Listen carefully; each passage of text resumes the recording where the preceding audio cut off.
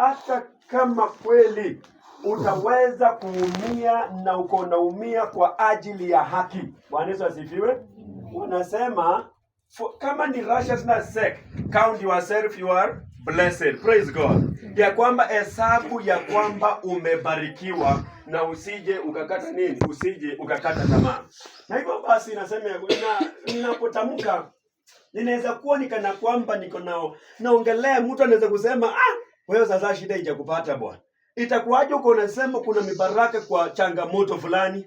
Utasemaje kuna blessings in the storm ama katika dhoruba fulani? Watoto wa Mwenyezi Mungu, nataka tuweze kutambua ya kwamba tuweze kuelewa ya kwamba kuna mibaraka katika storms. Ama naweza kusema ya kwamba kuna mibaraka kwa dhoruba fulani. Ama kwa kila changamoto fulani inapokuja, jua tu ya kwamba kuna mibaraka. Wakati wiki jana alikuwa na machangamoto, elders wakanitembelea nyumbani. Kuna kitu one of the elder akasema wa kanisa akasema, nataka nikuambie kijana mdogo, wewe ni kijana wangu, ya kwamba ukiona mtoto anacheka sana, chunga. Ukuona furaha inakuja sana, chunga. Ukuona anakula mzuri sana, chunga. Hivyo vitu vingi ikakuwa chunga. Na nikaona there is beauty. Na akosema ukiona changamoto fulani inakaa kana kwamba inataka kukuja, pia akasema nini? Shukuru Mungu kwa sababu mazuri yanakuja. And I can testify that one ya kwamba it is true. Hivyo basi watoto wa Mwenyezi Mungu, to go through a storm, kuenda katika hii storm ama katika hii dhoruba, the benefit ama uzuri wake inaweza kukusababishia wewe kujua ya kwamba mwanadamu si kimbilio. Kujua ya kwamba hakuna kimbilio yoyote. Kimbilio ambaye inabidi sasa nimkimbilie ni nani? Ni Mwenyezi Mungu. Bwana Yesu asifiwe. The storm will help you to reflect and thank God for what you have gone through. Kwa nini niko nasema hivyo? Ni kwa sababu in the midst of the storm, katikati ama kwa kati ya nini? Ya hiyo dhoruba, it is difficult to see the light at the end of the tunnel or the shining star above you. Ya kwamba wewe utaona tu shida. Unajua wakati moja radi ilikuja ikabeba roof, mabati ya shule ile ya gorofa. Ikaibeba. Wakaniambia bwana itabidi uombe, tukamwambia hapana, let us count blessings, God is going to do it. Pesa yenye tulitumia kujenga mabati tukapata ADRA ikatuletea 500,000, field ikatuletea shilingi 300,000, tukapata pia wahisani wazazi wakasema shule yetu wakatuletea tena 200,000. Kwa hiyo mabati peke yake ya gorofa tukavuna 1 million. Praise God. Blessing in the time of storm. The storm came. Others wakaona negativity peke yake ya kwamba hapa hakuna, mimi nimekwisha. Hapana. Kumbuka Mungu na uweze kujua ya kwamba penye unagwama, hapa ndio Mungu sasa anashika usukani na anasema sasa tusonge mbele. Bwana Yesu asifiwe. It is difficult to see. Wewe unaona ni ngumu, lakini Mungu anakuambia baada ya hapa tu hivi kuna nini? Kuna matumaini. Bwana Yesu asifiwe. Wakati wanapojenga, nilikuwa nakifanya research na kufuatilia kujengwa kwa River Nile. Praise the God. Karibu brother Collins, kuna hapa kiketi hata nyingine unaweza kukuja huku ili wewe nao uweze kubarikiwa kwa dhoruba. Okay, praise God. Amen. Nilikuwa nasema ya kwamba walipokuwa wanajenga River Nile, walipokuwa wanajenga hiyo Seven Fork Dam, kuna jambo moja ambaye mimi napenda kusoma sana katika mazingira na vitu vingi. Ya kwamba walipokuwa wanajenga River Nile ilipokuwa ikiflow, kuna kitu ilifanyika. Watu walikuja na wakablock River Nile. Walipoblock River Nile haikudry, hapana. Wameblock maji isonge. Kenya River Nile ilifanya, ilisema wacha nijipe muda. Maji wakati ilipokuwa ina flow, maji ikaanza kupanda. Pole tu, ikapanda mpaka ikafika mahali maji ika overflow. Yaani maji ikaruka hiyo baria. Iliporuka hiyo baria, na mwisho wa kila jambo tunapata nini? Kukawa na flow. Nini ilifanyika? Watu walipoona River Nile ile river imeweza kuoverflow, watu sasa wakaanza kuona opportunities. Wakasema tunaweza kutengeneza hapa channel ili iende kutengeneza dam. Hiyo dam ikaleta fishing economic activity. Wakasema si kuna power, tunaweza kutengeneza power kwa hii overflow. Power ikatokeza, lakini mwanzo ilikuwa ni kuzuia. Hivyo basi unapoona mtu anapokuzuia mbele, ambia tu Mungu ya kwamba ni wakati gani nitaweza kuongeza dhamana kwa maisha yangu, ili baadaye wasinione tu jinsi nilivyo, lakini niweze kufanyaje? Niweze kubadilisha mtazamo. Praise God. Amen. Kuna vitu viwili nataka kuiweka ya kwamba watoto wa Mwenyezi Mungu, Mungu anapokuja analetanga obstacle. Yaani kuna kitu Mungu mlima na anakuja kuweka mbele kitu kama ukuta. Anaileta na anaweka mbele na anakuambia, my brother Walter, you have two options. Umekuja mpaka hapa, ukuta imesimama mpaka juu, you have two options. Maybe Walter, ama anasema you have two options Metri. Umefika hapa kuna ukuta, umeshindwa, what will you do? Mungu anakuambia you have two options. Niambie nichukue hii ukuta itoke na ubakie kuwa mtaifu, ama yani two options, na tuone wewe unachaguanga gani. Mungu kuna hapa doruba, kuna changamoto hapa. Mungu anasema sasa, baada ya maombi nakupa vitu mbili, ni kuondolee na uendelee kuwa dhaifu na uendelee kuwa weak, ama hiyo doruba ibaki hapo na nikupe nguvu, nikupe uwezo, uanze kupanda. Kung'ang'ana kupanda hivyo si rahisi. Unapanda, unang'ang'ana kupanda na mwishowe unafika juu na unaruka mbele. Bwana Yesu asifiwe. Kufikia pale, wakati unaposonga hatua ya pale mbele, sio venye ulikuwa. Mungu amekupa nguvu, amekupa uwezo, amekupa hekima ambao utaweza kusonga mbele. Bwana Yesu asifiwe. Hivyo basi, you should choose either to tell God today, remove this storm, ama waambie Mungu ya kwamba nitie nguvu, nipambane hii dhoruba hadi ukamilifu wa nini? Ukamilifu wa dahari. Bwana Yesu asifiwe. There is a blessings in the storm. Tusionenge tu negativity, hapana. Tuone positivity katika nini? Katika kila jambo. Ninapokaribia kutamatisha, nilikuwa nimepewa warning na kwamba ni dakika 10, lakini nilipiga hesabu ilikuwa 12. Ikasema ya kwamba watoto Mwenyezi acknowledge or seeking blessings in the midst of the storm is not a natural response of any type of crisis. Hakuna mtu anasemanga ati sasa kwa hii changamoto sasa ati nihesabu baraka. Hapana, wote wanaambianga Mungu toa mimi na nibakie jinsi nilivyo, lakini Mungu alikuwa anataka kujenge ili aweze kukusongesha mbele, ili uweze kuwa nini? Mtu maarufu. Watoto wa Mwenyezi Mungu, away from yourself, mbali na wewe mwenyewe and your own suffering, you will have a glimpse of underlining blessings that run parallel to what you are experiencing today. It is just you kukua focus na waambie Mungu, niko pamoja na wewe na nitatembea pamoja na wewe hadi mwisho wa nini? Hadi mwisho wa dahari. Watoto wa Mwenyezi Mungu, God has a purpose for your pain. Kitu yenye nataka ufanye ni kitu ambacho inaitwa mental toughness.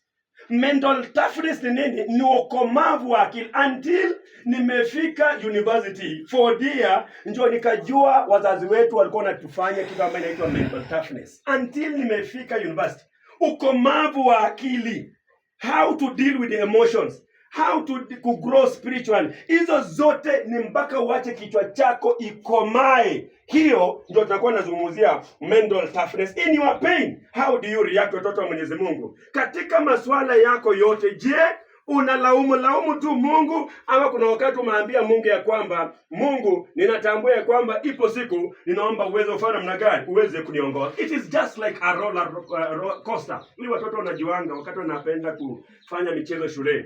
Unapata ya kwamba it is like a roller coaster that takes you up and down and twist you. Yani leo inaona inakutoa, inakurukisha juu, inakutoa moja chini, unaenda. That is life and you must accept. After accepting, ijijenge. Wacha kila saa ni kulalamika. Hapana. Wacha kila saa ni sometimes have time to stay yourself and imitate upon yourself, and God is so faithful. Ataweza kufanya namna gani? Ataweza kukuongoza. Watoto wa Mwenyezi Mungu, ninapotamatisha ni ya kwamba recognizing the blessings in life, trials begins with having the God's perspective. God allowed trials in your life to help you to grow up, to mature you in him. Mungu anawacha changamoto fulani ikuwe kabisa ndani mwako. Ukiona Daudi, ukiona Ayubu, walipitia Daudi, changamoto ikakuwa ngumu mpaka Daudi anasema, japo kuwa nitaenda katika nini, bonde la mauti, ninajua ya kwamba Mungu atanifanyaje, ataweza nishika mkono. Bwana Yesu asifiwe. Hivyo basi, what am I saying? I'm saying allow God afanye kazi yako. Nataka nirudie hii jambo. God does not wait your time. God does not wait your time. God's time is the best. What God is testing, akana test uvumilivu. Kama wewe ni mtu mwenye uko na pupa, ama wewe uko na nini, Mungu anakupitisha kwa hatua fulani, na baada ya hapo, ukitoka hapo, watu watatamani wakuvurute uteremke chini. Watu watatamani ufanye usifaulu, lakini ulipitia yako kamaliza. Sasa ni wakati wa kubarikiwa. Bwana Yesu asifiwe. You will never grow in your walks with Christ without trials. Unasemanga imani yoyote ile iliyo ya kweli lazima ipitie kwa Bwana Yesu asifiwe. Sasa ukiona changamoto inakuja, ambia Mungu, now it is here. Nijenge vizuri, nipambane nayo, si kila saa. Na hiyo nitaweza kutoa wakati moja story fulani wakati tutakapokuwa tunakutana. Watoto wa Mwenyezi Mungu, Paulo katika maisha yake yote anasema nilidungwa na mwiba na Mungu.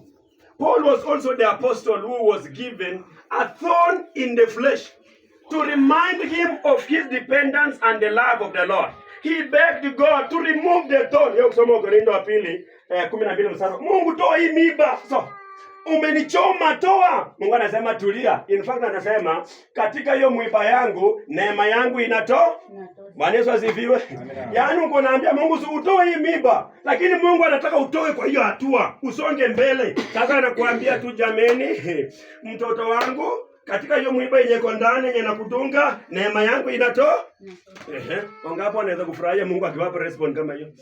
Ni wachache, lakini God anatutakia mazuri. Na kwa sababu anatutakia mazuri, tungangane. It is not everything you should speak out. It is not everything lazima uanze kupiga perepere. Try. Songa mbele, naye Mungu ataweza kufanya namna gani? Ataweza kukutia nguvu na ataweza kukuongoza. Nipeane watoto wa Mwenyezi Mungu story moja. Ilikuwa tarehe 20 Oktoba mwaka wa 1870. Bwana Yesu asifiwe. Hii ndio namaliza sasa na story. Kulikuwa na mtu mmoja katika historia ambaye wamesoma historia vizuri na vitabu vya historia. Alikuwa anaitwa Horatio Spafford. Bwana Yesu asifiwe. Nimesema alikuwa anaitwa nani? Horatio Spafford. Very good. Horatio Spafford. This man, he was a lawyer like my brother. You can wave to the congregants. He was a lawyer and a successful businessman. Anataka bushe siku moja asikufie tu kwa career. Kuna utamu kwa biashara. Bwana Yesu asifiwe. Yes. So nataka pia na uko kama Horatio Spafford, lakini waambie Mungu hiyo changamoto Horatio isifike. Ya kwamba Horatio Spafford alikuwa ni lawyer na tena alikuwa a successful businessman. Bwana Yesu asifiwe. Horatio Spafford, watoto wa Mwenyezi Mungu, alikuwa akiishi sehemu ambayo ilikuwa inaitwa Chicago. Nani anajua Chicago in America? Wangapo wametembelea ndege? Kumbe bado hatujafanya bidii. Inabidi tungangane mpaka tutembelee kwa ndege. Wewe Bwana Yesu asifiwe.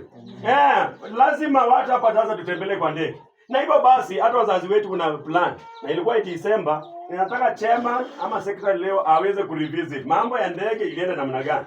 Na hivyo basi tunapata kwamba huyu jamaa alikuwa na watoto 5. Namalizia hii story. Ukikuwa makini itakubariki. Alikuwa na watoto 5. Mtoto mmoja mvulana na wasichana wangapi? 4. Praise God. Sasa moto ambayo ilizuka Chicago mwaka wa 1871 ilichoma mtoto, ilipata mtoto mdogo wa miaka 4 kwa nyumba na ikamchome kwa nyumba. Na baada ya kuchoma huyu mtoto mdogo, ikachoma mali yake yote mpaka ikakuwa 0. Bwana Yesu asifiwe. Ikachoma mali yake, ikachoma mtoto wake, na akabakia yeye mwenyewe, yeye na mke na watoto 4.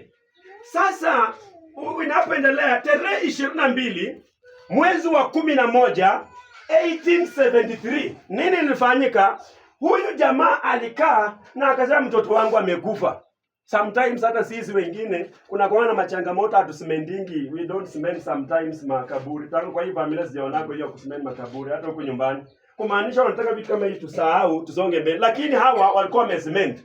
Sasa mama wakitoka nje wanaona mtoto wao pale. Wanapoona baba akitoka anaona mtoto. Wale wasichana wakikuja wanauliza baba maswali. Imekuaje baba? Nini inakuanga nini? Kidogo huyu baba akakuwa na hekima. Akasema hapana, kenye nitafanya itabidi nitoe hawa watoto niwapeleke upande wa UK. Bwana Yesu asifiwe.